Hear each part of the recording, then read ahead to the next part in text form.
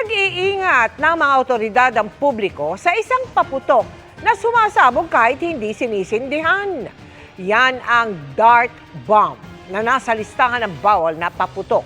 Arestado ang ilang nahuling nagbebenta nito, nakatutok si John Consulta. Exclusive! Tasan mo. Tas? Okay.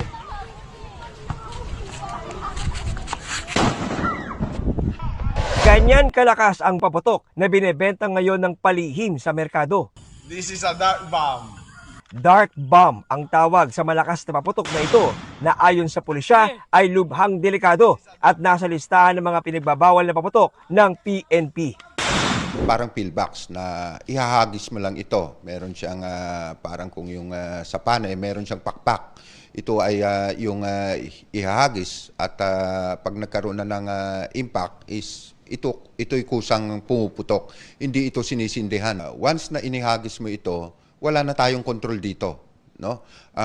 Puputok at puputok ito. Alam natin yung mga bata nagtatakbuhan dahil sa saya and at pag merong naghagis nito is itong mga bata ito yung magiging biktima dahil nga wala tayong control dito. Once na pinakawalan natin itong dart bomb, pwedeng ang tatapaan yung mga bata na nagsasayahan.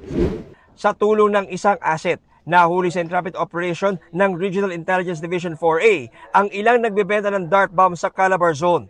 Online nila ang transaksyon at via e-wallet ang bayaran.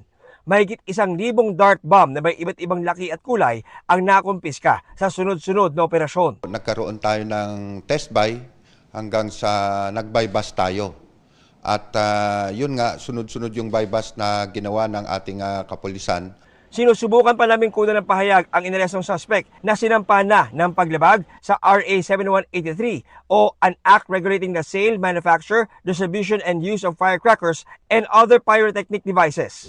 Paalala ng PNP sa mga nagbabalak bumili ng paputok para sa bagong taon, siguruhin hindi iligal na paputok ang inyong bibilhin. Doon sa mga may balak bumili, no? Huwag na nating tangkilikin to. No?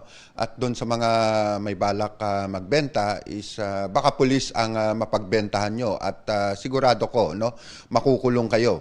Para sa GMA Integrated News, John Consulta, nakatutok 24 oras.